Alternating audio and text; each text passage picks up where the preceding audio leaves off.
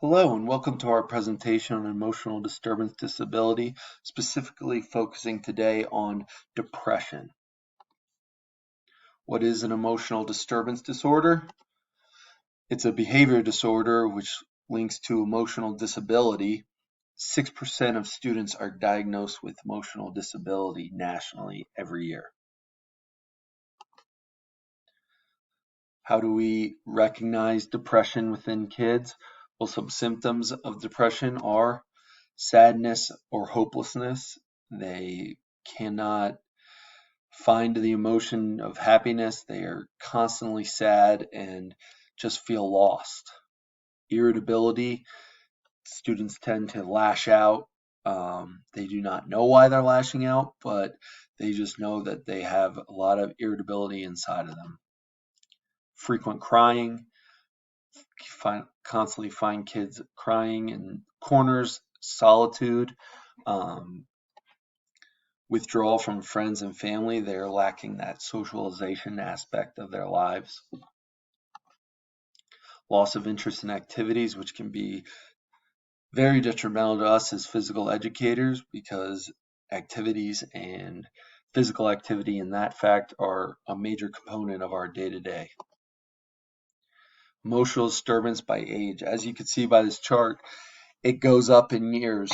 As the kids get older and they're getting closer to the high school years, we're seeing a drastic change in emotional disturbance, up to 13% from 3.5% from the 6 to 7 years of age.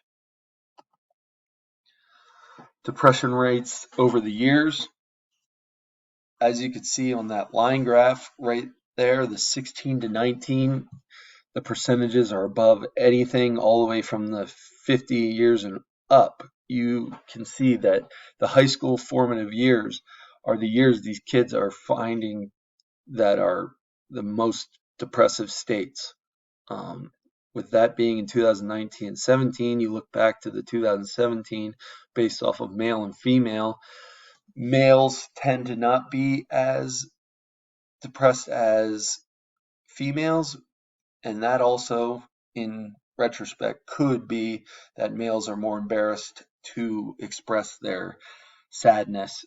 They're trying to put off this macho bravado, whereas females are more inclined to say that they're depressed. And as you can see, up to the years of the teenage years, 17, it only increases.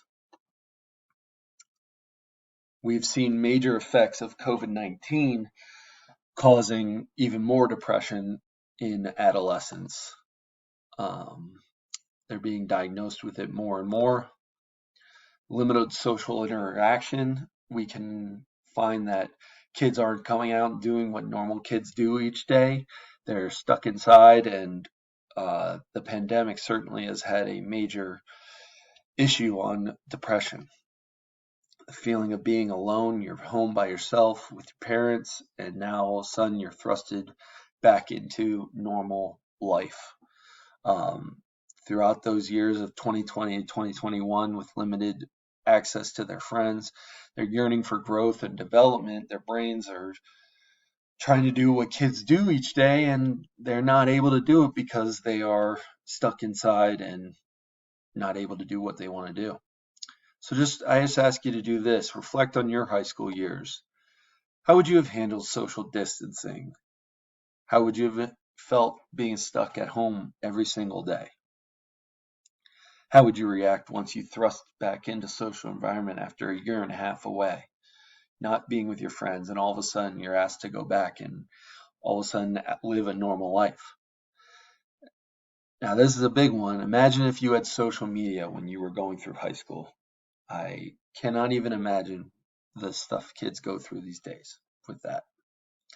Risk factors with adolescent depression. Serious illness. Kids are getting very sick. Anxiety.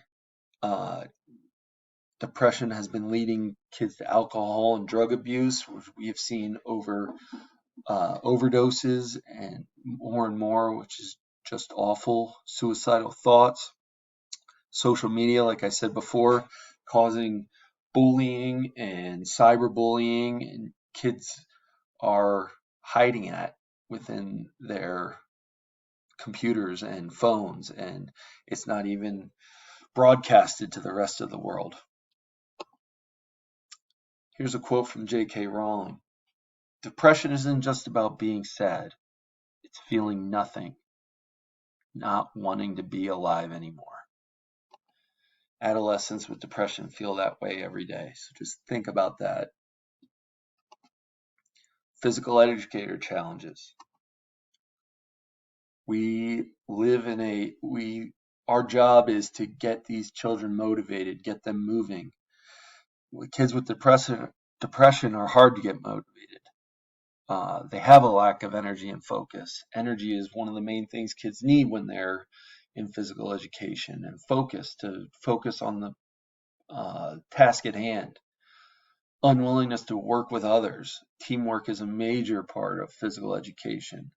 Lashing out at authority, not taking instructions well. We can make a difference, though. Physical activity has shown that it decreases effects of depression. It relieves muscle tension that is caused through depression. Kids are tense. They're not able to find ways to stimulate themselves.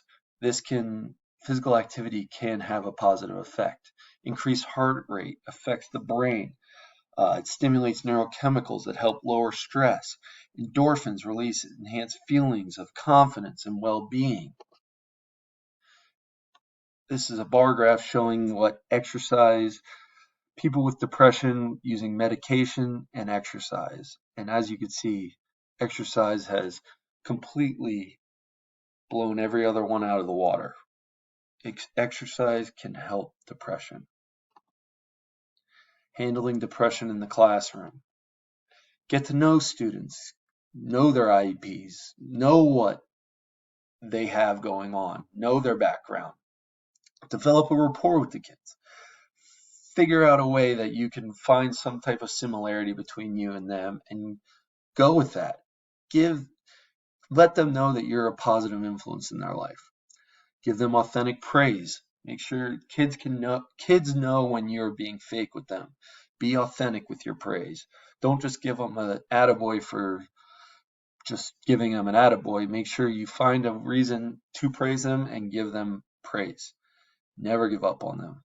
Kids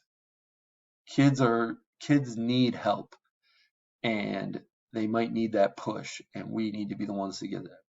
And make sure you have clear rules and expectations. Make sure the kids know exactly what they're supposed to do and what you expect from them each day.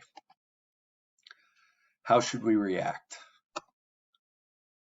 When a kid reacts a certain way because of his depression, whether it's lashing out or sulking in the corner or crying, we need to remain calm first off.